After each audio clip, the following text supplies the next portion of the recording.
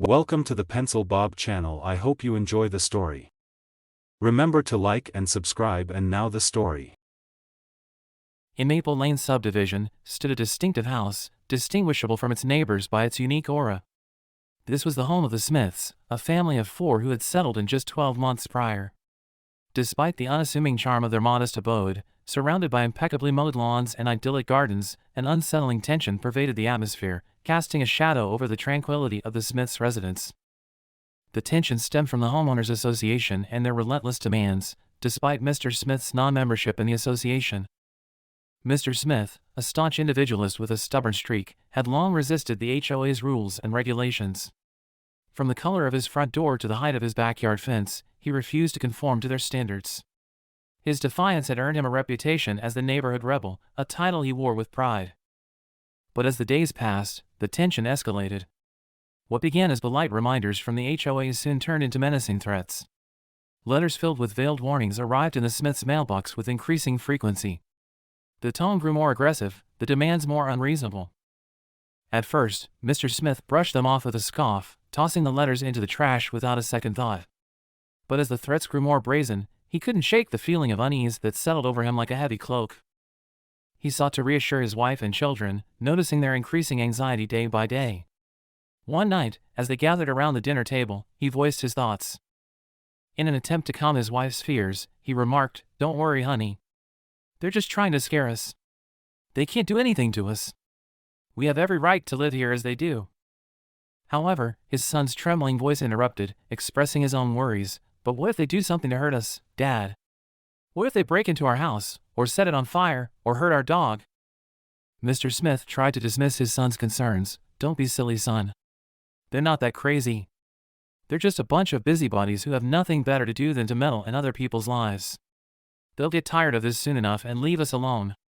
Despite his attempt to sound confident, unease lingered beneath his words. He was in for a rude awakening. The HOA's threats were nothing compared to the much more evil plan that was waiting to unfold. It was a crisp autumn evening when things took a sinister turn. The Smiths returned home from a family dinner to find their front porch vandalized. The flower pots lay shattered on the ground, their contents strewn across the steps. Spray-painted across the door were the words, "Comply or else." Fear clenched at Mrs. Smith's heart as she clutched her children close, her eyes darting nervously around the darkened street. Mr. Smith's jaw tightened with anger, his fists balling at his sides. But beneath the rage, there was a flicker of fear, fear for his family's safety, fear of the unknown.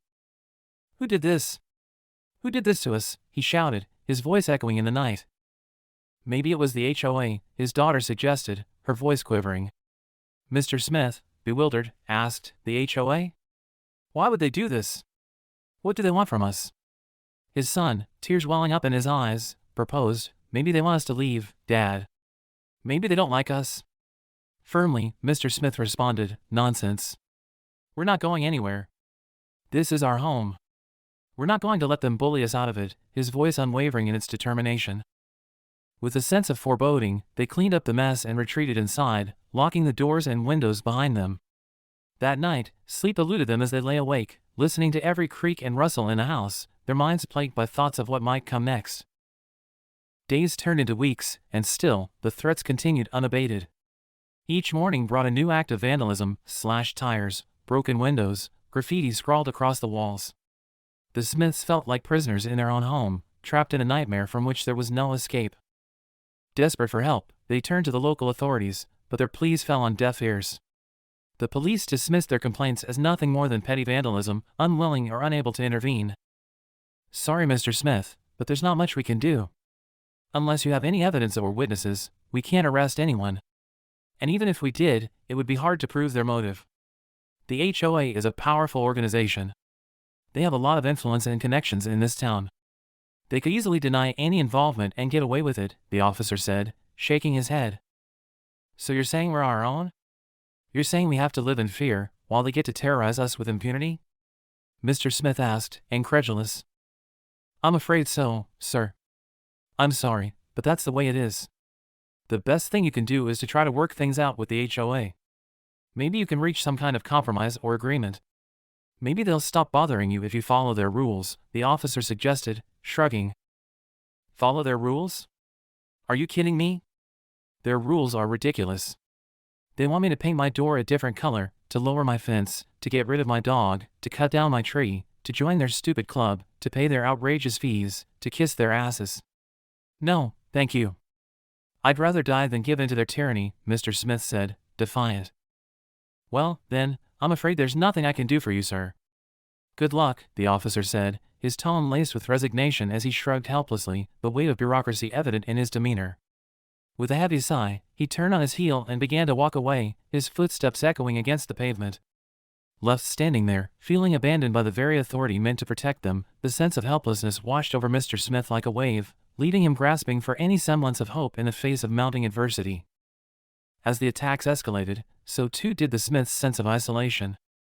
Friends and neighbors, once quick to offer a friendly wave or a warm smile, now averted their eyes, unwilling to get involved in the escalating conflict.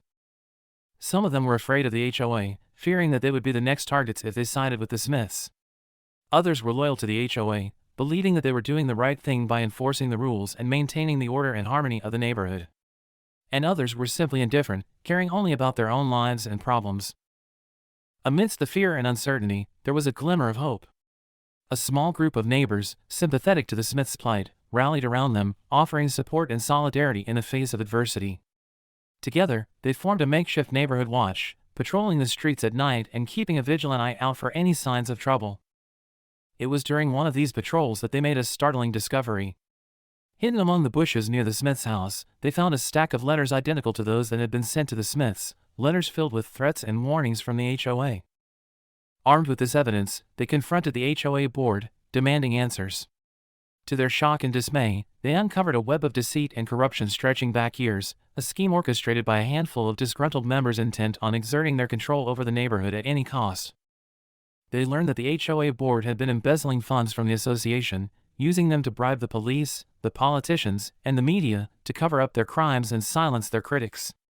They learned that the HOA board had been blackmailing and extorting the residents, using their secrets and weaknesses against them to force them to comply with their rules and to keep them in line. They learned that the HOA board had been hiring thugs and vandals to intimidate and harass those who dared to oppose them, to make them pay for their disobedience. They learned, through whispered conversations and hushed confessions shared under the cover of darkness, that the Smiths were not the first to fall prey to the HOA's relentless pursuit of power, nor would they be the last. Each neighbor had their own tale of harassment, of intimidation, of lives disrupted and dreams shattered by the unchecked authority of the association.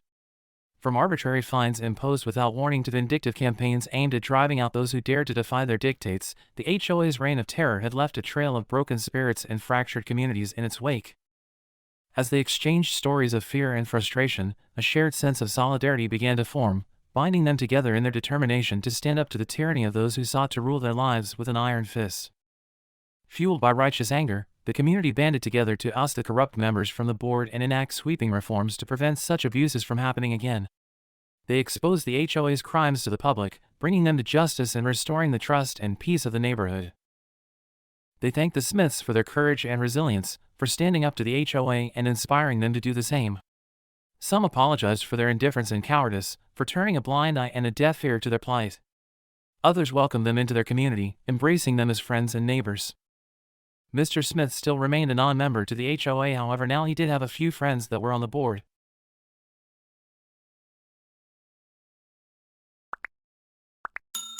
I would like to thank you for watching the video to the end. To encourage us to make more videos, please like, subscribe, comment, as well as share. Check out this other video if you haven't already.